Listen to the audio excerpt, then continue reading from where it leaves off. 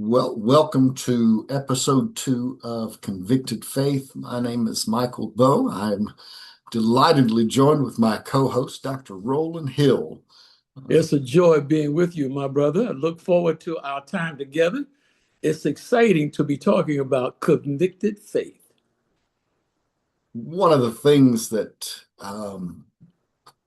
kind of brought us together again, we talked about it at our last episode, was I found out that you do prison ministry. Yeah. Done, did, whatever present, future tense. Um, and we've talked a little bit, and one of the things I know is you did not think God called you to prison ministry. Oh, no, that was not my calling, sir. I'm a pastor, not a prison ministry. So But go ahead. when God speaks, you got to hear him. And so I was really concerned about a major portion of the prison population, which is African Americans. And I've been talking to God about how do I reach Black men? And God spoke to me after several years of a brother trying to get me involved in prison ministry. God says in my devotion, if you're going to find them, you need to start right in prisons. And that shook me. So when this brother came around and asked me again, I said, I can't deny you because God just spoke to me and just instructed me to get involved in prison ministry. So that's how I got involved and started in prison ministry. So for me, it was a little bit backwards. Okay. For me, my introduction to prison ministry was my own foolishness, Wow. my own stupidity. Even though, I say I am a bit of an exception to the rule, and by that I mean both of my parents are together, Wow. still Okay. married, Wow. firmly middle class, Wow. 18-wheeler truck driver, uh, Okay. well loved. I got to play sports. I got to do all the things that a privileged kid would get to do. Hmm. I mean, we weren't wealthy by any means, but we were doing better than most. Um, but when I was younger, I just started being foolish, just to just to Right. cut it Right. straight. Um, I was returning home from going to seminary, so here I was returning home. And I ran into an age-old dilemma, the ethical dilemma of if you are hungry, would you steal a loaf of bread kind of thing. So I was justifying and figuring out, well, I had kids, and so I figured out how to write checks or create checks that people would cash, that the checks were not worth the paper that they were written on. And that got me groceries, rent, and utilities, and so on. The problem, though, is I went beyond that ethic. I went beyond that ethical dilemma. Whether you fall on what side of that, which, by the way, it is wrong either way. Right. Um, I also figured out, oh, wait, this is easy. And then I could get some stuff that I wanted. Didn't need, but I wanted. Um, so I started, as the cliche would say, sin will keep you further than you wanted to go. I started going further and Mm. indulging and indulging, and eventually it got me arrested. Eventually it got me arrested, and uh, I found myself even convicted. I stood before a court, and they convicted me, and they put me on probation for a couple of years. And if I did everything right, it would have been fine. I mean, I would have had a felony conviction on my record, but I never would have done time. The problem is again, I was stupid. And by stupid, I meant foolish, really. And I struggled finding work afterwards, and that's part of what we're going to talk about today. Right, right. I struggled finding work, so I landed myself again in that same old problem of, okay, well, I've got to pay rent. So let me figure out a way to do it better this time. And I figured out a different way to create and get checks cashed, thinking this way was better. I was smarter about it this time. Wow. Well, I wasn't. And that cycle repeated itself several times until I landed myself in the Alabama penitentiary system. Wow. And it was in both the jail and Alabama penitentiary system that I figured out something about prison ministry. And that's something that I figured out is it has a very limited scope. Correct, sir.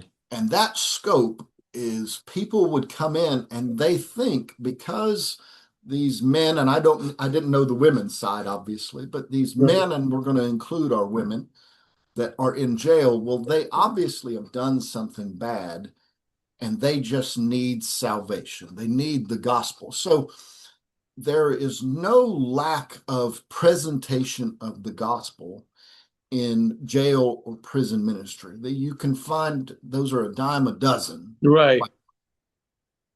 What you run into is you run into a lot of naivete that, or at least I ran into, that the prisoners, when they are going to release, and most of them will get released. Now, I will say there are many, and we can. Well, the official count says 77% of those that are incarcerated will be returned back to society. Yeah. Thank you for that, because that's what I Mhm. was going to say. Now, here's the other side about it. The other side is that 20-ish% left over. It is true. Those men and women did horrible, atrocious things that, from murder to rape to you name it, everything in between. Um, and just to be frank, in my mind, deserve to stay Mhm. behind prison walls and should never experience freedom. But here's the thing, I'm not God. I can hold my own, you know, limited. But what I did find out was all the prison ministries, all the chaplains, all the stuff, all of them would come in and they want to see people get saved. They want to see people get saved. And I knew why. I told you I had graduated seminary. I was a pastor then. I ran Wow. churches, but I was a pastor then. Wait, Doc. I did not know that you were pastoring at the time of this conviction, sir. Oh, yeah, I was stupid. Wow. All right. Yeah. So this is even more of an amazing story because what you've told me so far is that there was no reason for you to be stupid. Right. I didn't have the reasoning to do it. It Okay. was purely selfish, Okay. Mhm. purely just sadness of now there are some other underlying things going on, getting a divorce, losing a child, some other things that didn't get worked out right, but really no excuse at all. Mhm. Mhm. In fact, it actually took a fellow inmate who I was having a conversation with, and he said, well, Michael, you wanted to go to prison. And I said, what are you talking about? I didn't. He said, oh, whatever. He said, you had probation, you had every chance in the world, you had Mhm. Right. coverings, you had, but for whatever reason, you wanted to get here. And I had to think about that for a minute. And apparently I did, because I did everything possible to, I had every reason to not go, but I didn't do those things. And I Mhm. went anyway. Now, all that aside, Let me come back to the statistic that I quoted that was not accurate. So we want to be accurate on this program. yeah, That is, there are over 2.5 million men and women behind bars. All right. Um, a great majority of them will return to what we call the free world. 77% of them will return to prison within the first 1 to 5 years. Right. And what you've just underlined is one of the major reasons we think if we get them saved, that's enough. When the bottom line for many of them, they're in prison because they were trying to find ways to support themselves. And they ended up with illegal ways and methods to do it. And that ended up being your case as well. Oh, exactly. I will tell you, this is what I did my doctoral dissertation on, and Okay. I published the book about it. You've got a copy Right. Mm-hmm. getting out. What I found out, and I'll tell some of these stories that I won't mention their names, but what people fail to realize in prison ministry is there is a lot bigger dynamic than just saving people from the pits of hell. Right. They neglect that these people will eventually have to return. Most will return to society, Right. and they're not saved from that eventual hell. And what I did in my dissertation, we talked about, I talk about, it's a theory called Bowen family systems theory, and it's a Right. sociological theory as well. And that is all society seeks equilibrium. And for conversation purposes, let me make sure I'm split here so I can be, yeah. So for conversation purposes, everything stays even. And this includes all family systems, Right. all societal systems. So when a offender acts up, acts a fool, for a little bit, it throws families out of whack. It gets them all out of whack. Well, eventually they get used to it. They get used to their loved one being away, being gone. So when that person tries to come back, remember, they're used to them being gone. So when it comes back, it gets thrown out of whack again. And what the and certainly in a lot of these cases, and again, mine was not the case. Oftentimes, some of these people who are offenders, they come from dysfunctional families, they come from broken situations. There's all kinds of dynamics going on. In my research, it showed the average education level was an eighth grade education in Alabama Department of Correction. I didn't do nationwide. I just did Right. Alabama Department of Correction. And what happens is, even though they're trying to do the right thing, sometimes the family or the society wants it returned back to normal. So they will sabotage and they will stop you. And some of those troubles come up. And for me, like at first, I would go places and I would apply, and I tried to be completely honest. I would say, when it has that, have you ever been convicted on the application? I would check it.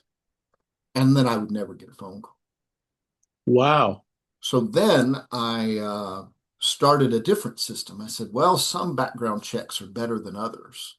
So I would say no. I didn't. I lied. And if the background check got it, I would be like, well, I'm going to get fired in a couple of weeks anyway, so it doesn't really matter, you Right. know. But I would get at least a little bit of money in between.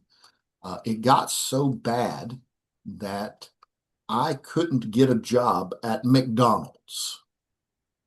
Here I was, Oh, I had a master of divinity degree, and I couldn't get a job at McDonald's because the manager who this was a friend connection. This wasn't just I went to McDonald's and applied. My son had a best friend whose mom was the manager. So she knew me. We talked. As co-parents talking about things. She said, I'm sorry, I can't even hire you because, and I'm like, not even to cook in the back. She said, I can't. They won't let me. wait, hold it, Doc. So, Michael, you're part of a privileged society, and this is happening to you. What happens to those who aren't privileged? That's our topic of today. Wow.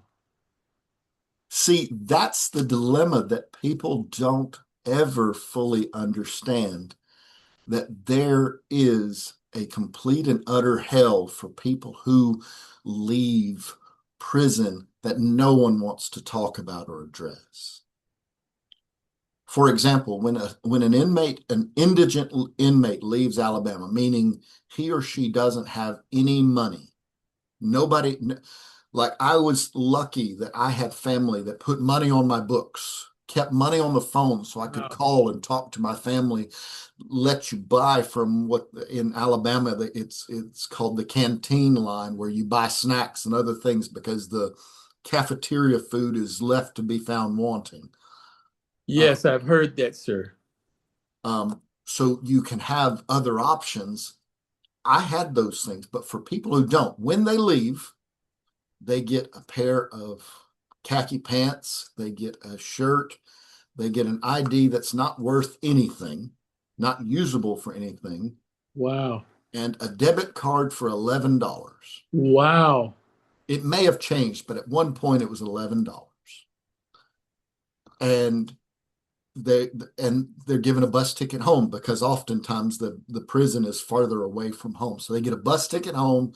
Uh, it used to be a check, now it's a prepaid debit card. Some clothes that basically label you as I just got out of prison clothes, Right. and then you are left to go fend for yourself. Good luck. And we as a society, we think, well, that person should pull themselves up by their own bootstraps because they committed a terrible crime. And oftentimes those terrible crimes were addictions, Right. um, those terrible crime, and by addictions, I am even meaning some as minor as marijuana possession. Right. Many are behind bars because of marijuana.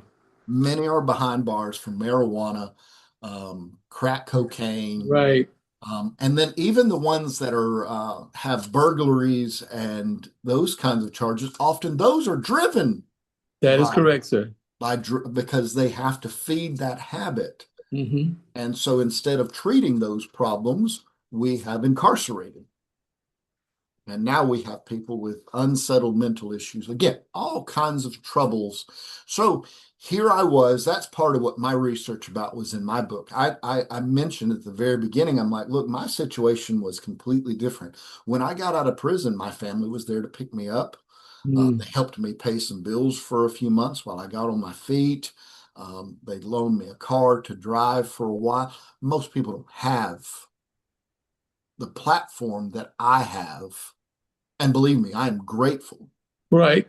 um, because where I am today is because of the help people gave me. And where I am today, just so you know, and part of what made my position where I am possible is I eventually got pardoned by the state of Alabama.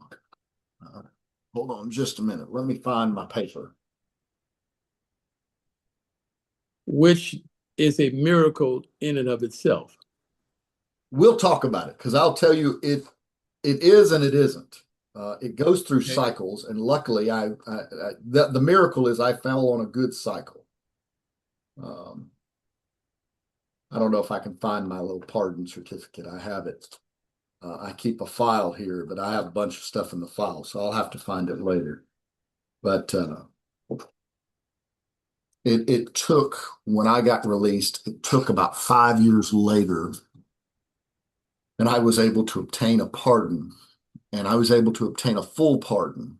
So um, all my voting rights were restored. I'd have no interest, but if I wanted to obtain a gun, I could. Um, and if I decided to lose my mind, I technically no longer have the habitual offender part. Hmm. Um, so that, yes, that is definitely a big miracle. And most people don't know how to do what I did, and most people don't have the ability to do what I did. And Wait, some, wait, wait, hold it. So what you're telling me, the pardon you receive was just a miracle of God's grace, but there is a systematic way that you work to make it happen. Is that what I heard you say just then? that is exactly right. Okay. All right. For example, There's a lot of misnomers about a pardon. Hmm. Uh, One of those, some people believe, oh, you have to be out for 5 years before um, that can, uh, before you can see, before you can actually use it. That is not true. Um, I'm going to share my screen here for just a second, All right. just so some people can see.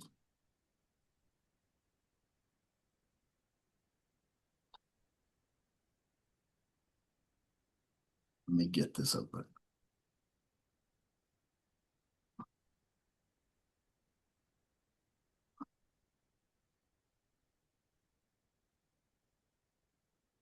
This is my pardon certificate. Wow.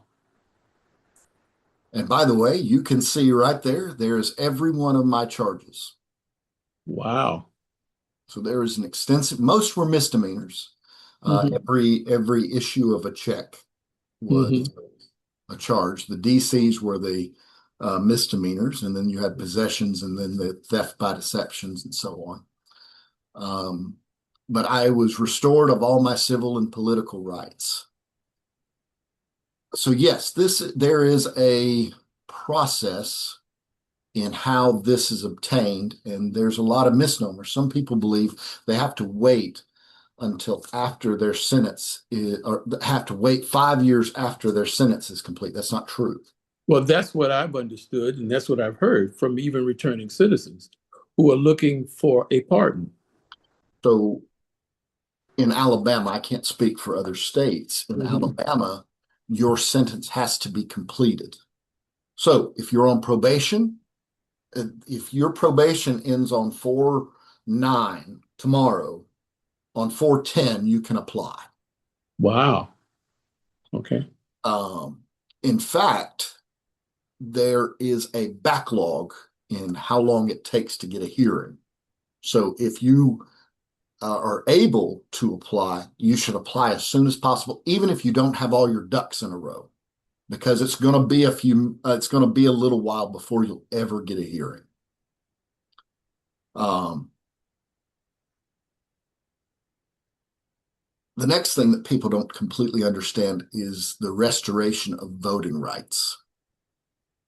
Let me step back a second Okay. because one of the assumptions people make about prisoners and returning citizens is that they are dumb. Oh, I don't know what they're talking about.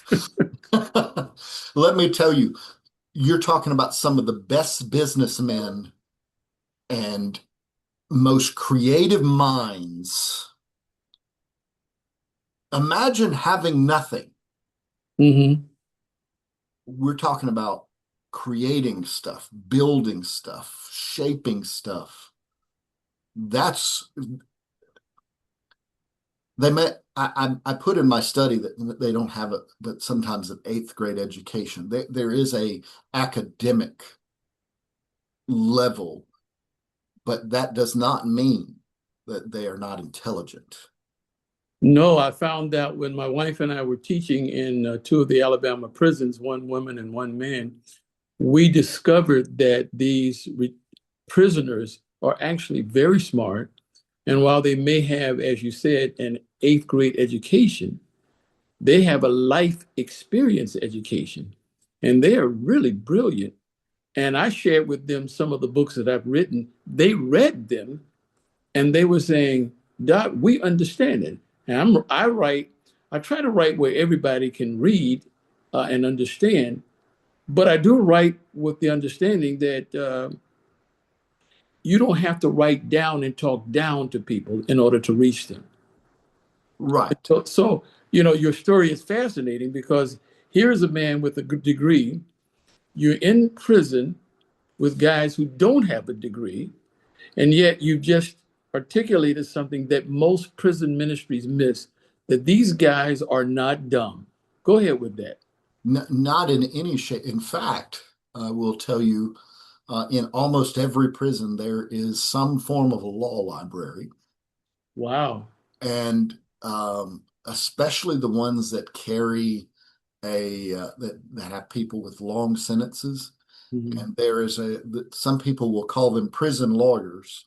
Wow. It's because these people that they have a lot of time on their hands. So what do? They just study the cases.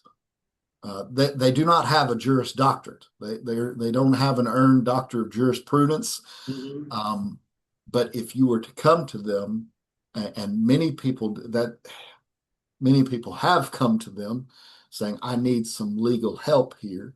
They can point you to the right book. They can tell you what to write. They can show you how to, and there is opportunity. There's ways that people work and shape. And then there's also, um, there are people that know how to do like welding. Uh, they repair. A sad truth about the prison system is they depend on, uh, I'm just going to be as crude about it as can be. They depend on slave labor. Wow. Wow. Um, my job in when I was there was I had two. It started, I worked in the kitchen, and then they figured out I had a driver's license. So I was able to then start driving inmates to work because I was in a work release. Mhm. Um, we'll talk about work release here in just a little bit. Okay. Mhm. But almost every inmate has some sort of side hustle to gain some. I talked about the inmate that doesn't have people who put money on their books. Well, they have something they can do, whether it be washing clothes, whether it be fixing radios, but much of their day to keep because idle minds will create problems. The prison system utilizes inmate workers, and they do it for free. Mhm. For me, I drove, and every day I drove, I got the whopping $2 a day. Man, you were rich, brother. And then for those inmates that do get to work, that's where I was going to return to. Most will, they're told they're going to get minimum wage, half of their money, 50% of the money that they work go to the prison system.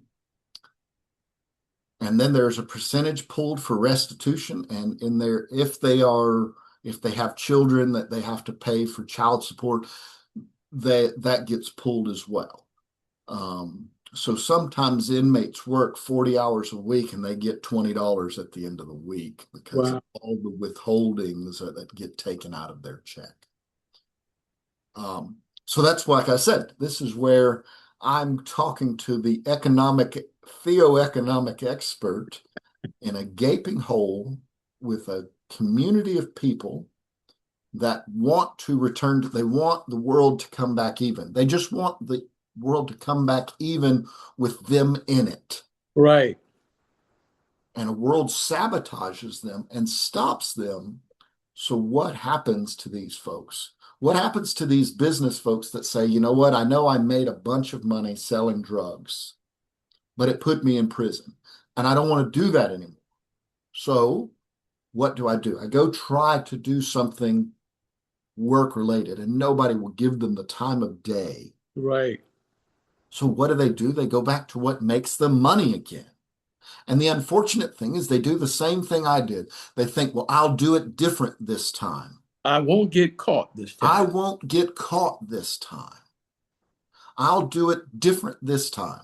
But there's always something, and the truth is, somehow, some way, you do get caught. Even the people who are lucky enough that don't get caught, everybody gets caught.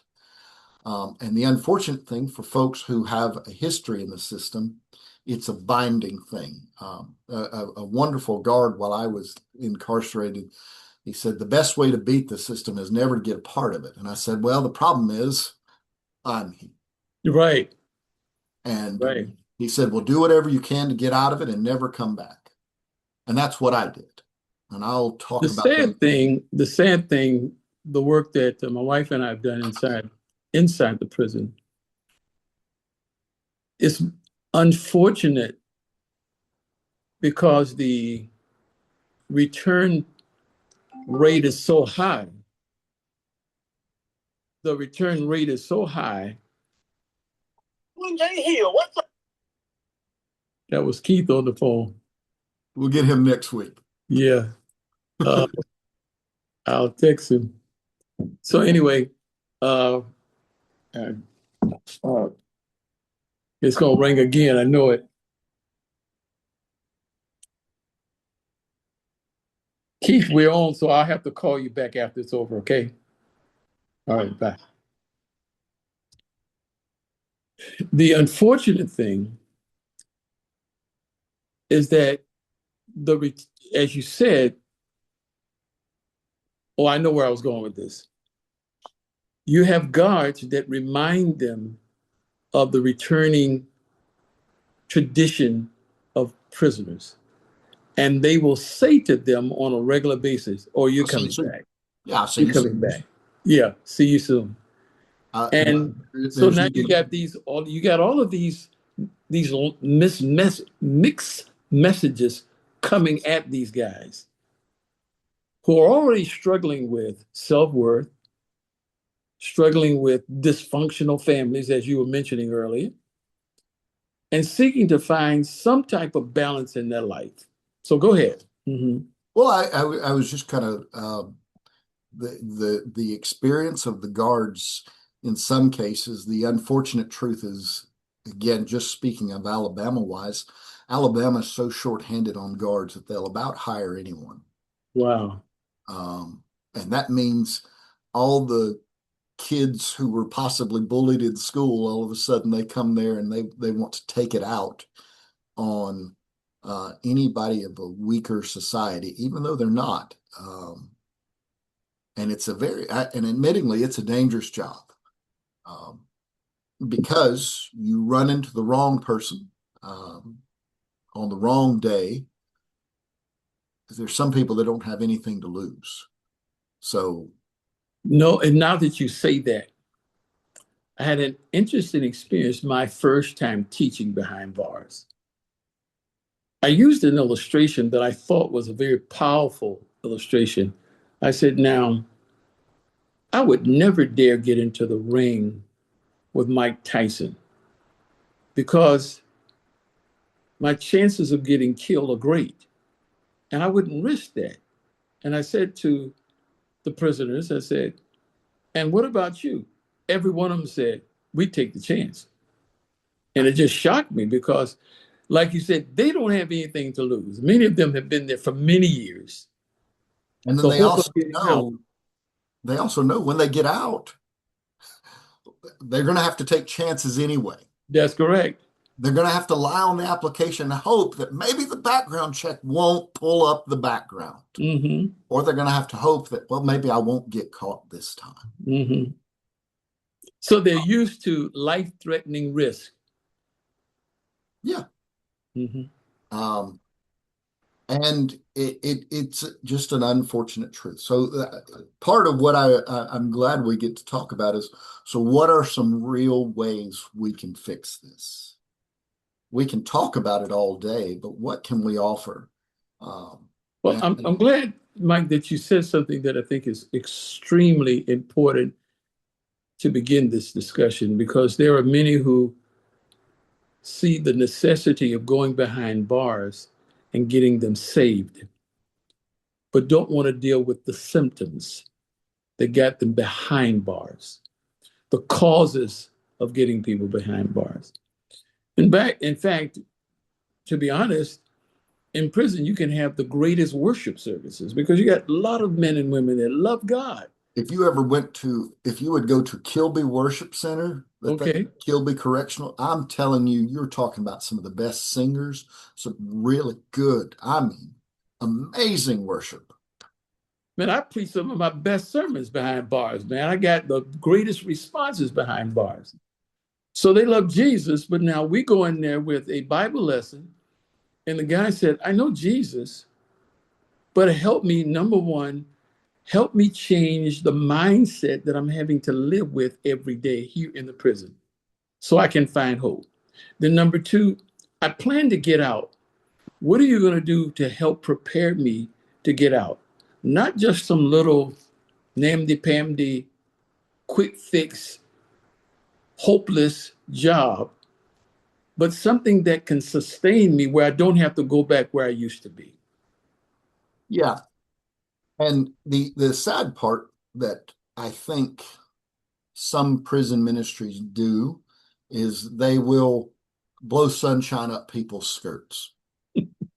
As long as you have Jesus, Jesus will get you through everything. Everything will be all right. Everything's going to be all right. And they will even quote an unbiblical cliche that God won't put anything ahead of you that you can't handle. That's true, sir, which is not a biblical concept. Not even at all. In fact, it's No, anti-biblical because right. God puts things in front of us all the time that we can't handle so that we lean on God We more. lean on him and trust him, correct? So yeah, that's another. I remember a story of a man who he went to the chaplain and he was having a parole hearing. Now, he had a violent crime and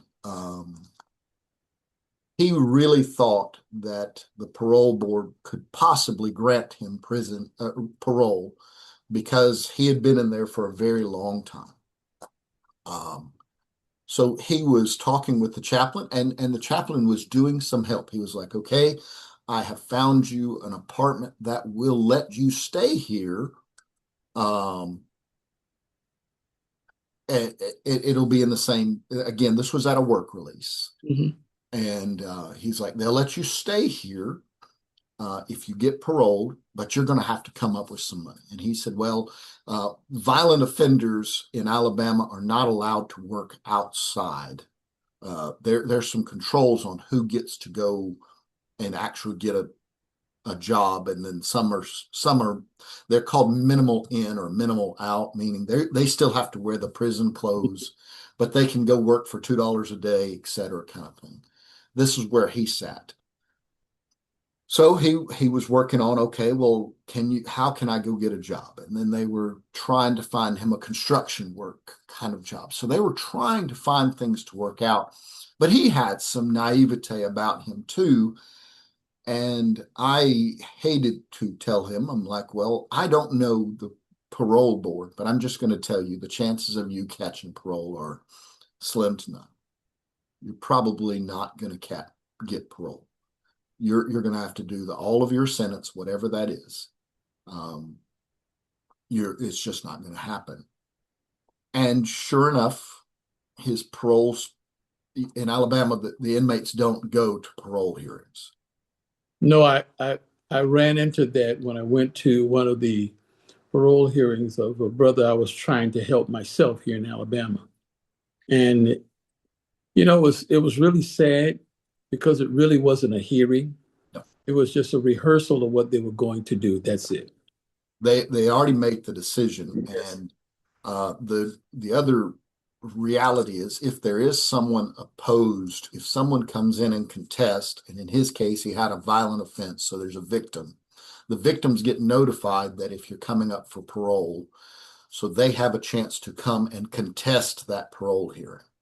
And if there is a contest, we live in a political conservative state that is not going to take such a risk. Hmm. Um, so he got denied and he was set back for 5 years. So he was denied with the furthest, like, we're not going to even look at your case for another 5 years. And that put a depressing toll on him. And he said, well, what can I do? Because I thought Jesus was going to take care of all of this. Hmm. Hmm. And so, what do you say to somebody who's been told in all of prison ministry, Jesus saves, Jesus saves, Jesus saves, but Jesus can't fix all this? Now, Jesus does obviously fix all this, but when prison ministry has such a limited view, it simplifies something that's far more complex. And adds depression to men who are already depressed. Right. We sell them a propaganda about what Jesus can do rather than helping to see the Jesus that's there. you know. And I'm glad that you're bringing that up because part of my emphasis in prison ministry is to bring a different view of how to thrive in prison and how to thrive outside of prison. Right. And that's when I said I wanted to know what can we do besides talk about it. And part of that is we need to be realistic with people. Mm-hmm. And that might be telling the cold hard truth. And I mentioned that my pardon was a miracle in and of itself, but the Pardon and Parole Board goes through cycles. For a little while, they are told the prisons are overcrowded. Prisons are overcrowded. You're denying everybody. And so they will lighten up. They will start loosening up and they'll start giving some paroles and pardons and things. And then something bad will happen. Right. Somebody on parole will commit murder, something terrible. And the news station will say, well, the parole board let him out. He was on parole. What in the world? So then the state officials will say, what are you doing? You're letting people out. You're letting the wrong people out. So then it cycles back to everybody gets denied. Everybody gets denied. I luckily landed on an end where they were being more lenient. Mm-hmm. Call that a miracle, call that God's providence, whatever. Right. And see, inmates know these things. Right. They know some of these cycles. Again, we talked about their intelligence level. They know some of these things, but sometimes we have to bring the real truth of while you're in here, God's in here with you, by the way. That's correct. Jesus is in prison with you. Jesus is helping you along the way because Jesus loves you, wants you to thrive, in thriving in prison, as you mentioned. And then let's talk about the economics of when they get out. How can an inmate possibly succeed? What's the way, and what is in your mind the best way a inmate can succeed once he or she gets out of prison? Well, let me start by saying the reason why I've written on the economy of God, which I call theoeconomics, is because I saw no one can have hope if all he can see is systems that have limitations. And all human systems are run by what people can see or perceive. And so prisoners are in the throes of human systems. And as you were talking about it, what these prisoners are up against, it's almost impossible for them to be able to thrive when they get out. We're thinking about your own experience. Here you are with an education, you're a part of a privileged society and struggling to get a job. So the first thing I know it's important to teach is to teach that there is an economic system that allows them to prosper no matter their situation. That there is a God who is a God of abundance who can provide in situations that are impossible. And I based it on reading the Bible. I mean, the Bible speaks over and over again of Jesus' operation without the limitations of what can be seen. We call them, quote, miracles, but it's miracles in the sense that God resources and supplies from a system that is not dependent on human effort. And that's what the first thing returning citizens have to understand, that the way you're going to provide for yourself is you're going to have to start thinking in terms of what God can provide in his economic system and get them to not only hear it intellectually, but emotionally, that God will indeed take care of me. That's step one, number one. I remember when I taught the first in the prison in Texas, one of the things, because when I talk about theoeconomics, people think I'm talking theory. Doc, you need to put some feet on it, that type of thing. But I'm talking to these presidents and I'm sharing them the philosophy and theology of theoeconomics. And this is what these guys said to me. Said, Doc, we got you. We know we have to have a different philosophy. We know that our philosophy is just like the philosophy on the outside, And the only difference between us and them is they haven't gotten caught yet. Oh yeah. So we thank you for helping us to see the importance of changing our philosophy to depend on a source that does not have any limits. That's step one. And I know it sounds for some so simplistic, but it's the only answer for men who have no hope inside of a system that has already shown them that they have no hope. Right. That's exactly, you hit the nail on the head because um, the turning point for me, Okay. I was laying on a bed and I was reading the place I had. It had a really good theological library and Okay. had popular books, and I enjoy reading. Hmm. Just so I'm reading, and I hear I'm in my prayer time, and it was like, I have much better for you if you'd get out of your own way. Mm. Mm. And I don't say this in a bragging way.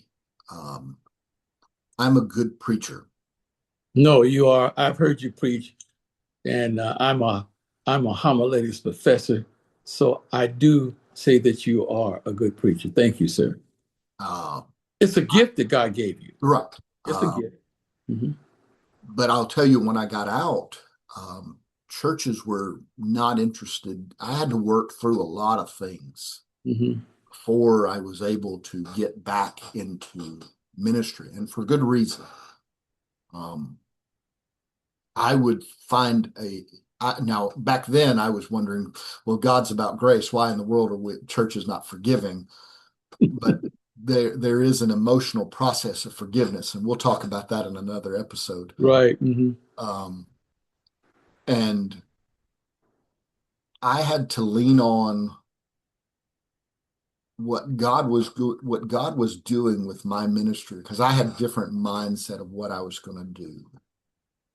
And the journey that took me through from getting pardoned to where I am today as pastor of a church today, all that was shaped by God's direction that I couldn't have orchestrated myself.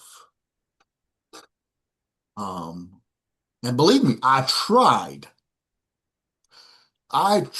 every which way to direct how God should shape and form my ministry, and God had different ways of doing it. One of the things you talk about in your book, Theoeconomics, is a phrase, Godpreneurs. That's correct. And within that, you talk about people who are, when people think entrepreneur, they just think people who start businesses, and that there's accuracy to that. But a godpreneur doesn't necessarily have to be, a godpreneur can be an employee of a company. That is correct, sir. And so I work for the church. I didn't plant Faith Presbyterian Church, Hmm. um, but I am working in the business God called me to do to affect the lives and world around me. And I think one of the things we need to do is to help people find their Godpreneur calling and help them realize that and understand also the truthful reality that is it's not going to come as fast as you want it to. Right. When you get out, don't think that tomorrow you're going to be successful in business. You're going to be the manager of XYZ company. You're going to be fully restored into society. You have got some work to do. The society has got some work to do, and Right. both sides do have to work those things out. Hmm. But leaning in on what God is calling you to do and discovering what that is big. No, no, no. You're accurate in what you have experienced and assessed. And that's where many who deal with returning citizens and prisoners have a deficit. because these are human beings. They're coming out, and as you said, they have barriers already coming out. And one of the things that when we go into prison ministries, we have to teach them how God has, first of all, given you gifts and talents. There is no one on the planet that God hasn't given gifts and talents. And those gifts and talents are given not just to serve a church and a community, but to serve yourself as a means of providing for your well being. How do I take those God given talents and turn them into marketable businesses to supply needs? And so when returning citizens come back, our responsibility is, and I love the way you said it, Mike, we have to let them see that this is a process that's not going to happen overnight. And it's something that will require you to dig deep in your own soul to see what you can do to bless humanity, not just bless yourself. Because as you take your gifts and talents to supply the needs of the community that you're in, you will experience financial prosperity, but more than that, spiritual and social prosperity, because people will begin to trust you or trust the returning citizen as they see them working in the community and not leaning on the community for all the support. Yeah, that's that's the thing. In other words, just like in prison, they have to learn how to live the hard way and make it. When they come out, take those lessons of I've got to pull up my big panties or big pants and I got to go to work myself. Right. And the returning citizens that I have worked with, I've seen them do that. I've seen them say, you know what? I know what society should be doing for me, but I can't wait for them to do Right. for me what I need to do. Because if I don't, or if I do rather, I'll be back again. And I'm not going back again. That's what I hear them say. I'm not going back again. Mm-hmm. Yeah. And that's the genius of theoeconomics, because it shows people that God, first of all, has an economy to provide for you. Secondly, he has given you a gift and talent to supply your needs. And then third, he gives you the energy and opportunity to do it. And as simple as that sound, it is foundational for the success of returning citizens. Yeah. Anything else is fluff. Anything else is like what you're saying, blowing, what is it, blowing light up? Sunshine up the skirts. Yeah, yeah. And we do a lot of that to returning citizens. And as they tell me, I don't believe that stuff. We understand what's going on. Yeah. You don't have to lie to me. You don't have to try to fool me. What I want you to do is help me and open the doors you possibly can. And also, as you said, tell me the truth. And that's huge. And that's really what and one of those truths, and we'll probably close with this one because we're running on time a little bit. Is at first society doesn't want you to return. Now, that's huge, sir. And one of the things that I've discovered in my long research, and I've been working in the area of theoeconomism for 44 years, you know, the sad thing, systems depend on returning citizens to fund them and prisoners to fund them. They call it the prison industrial system. And this is why the employees of the prison, they will say what we talked about earlier. I'll see you soon. Mm-hmm. They have it embedded in you, and they will ingrain it in you that you are not going to succeed. In and please understand, I am not painting that all prisoners work together and do all the right things in prison. They don't. No, they don't. There is a whole lot of You use the term hell. Prison is hell for many men and women. so it is. Uh, when I remember I was sitting in a jail cell and I knew I was going, and people said, "You don't understand it. It really is just a different world." And it is. It is. You will find corruption both within the guards as well as the inmates. You will find hatefulness. You will find ugliness. You really do find the scum of society Hmm. in this system. I'm not painting this where everybody's working together and they all just want a hand and they Oh, all, and this is darkness, brother. right, So we can't expect light to shine bright there. And that's why when people work in prison ministries, they need to understand I'm not just bringing a Bible study, I'm bringing light. And the good men and women that are, and because there are good men and women behind bars, to help them to realize that their sentence is a punishment, but it can be a blessing, turning their goodness into light during their punishment. right. Mhm. And I was going to with Jesus said, I am the way, the truth, and the life. And sometimes that truth, and a friend of mine, he mentions, he said, even if you have a small little teacup candle, tea light candle, darkness cannot overcome that small That little little, piece, you're right. little bitty light. Mhm.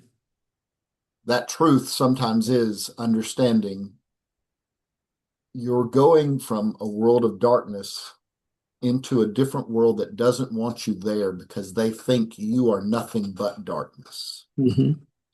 You have to show them that you are light. Mhm. And that's a penetrating thing. That was the analogy I used in my book. The world is used to this, you being gone. When you come, it throws it out of whack.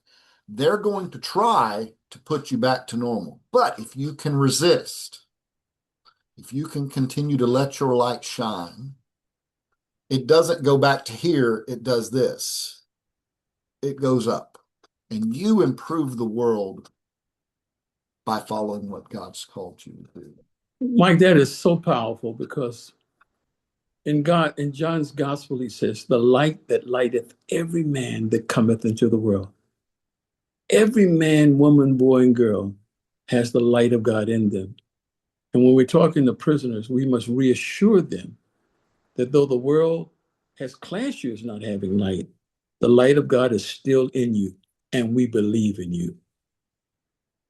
Thank you for this conversation with me, Dr. Rahil.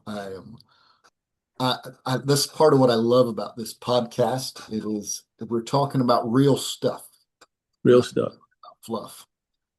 We were going to have the subject of your book today, but he called in and interrupted our show. Hopefully, we'll get him on the next episode. But again, if you do wish to do the Righteous Redneck Journey to Love, the link will be in the show notes to purchase that book. Um, but until next time, I thank Dr. Hill for co-hosting with me, and I thank you for Thank the you, Dr. Bowe. conversation. An exciting show. All right.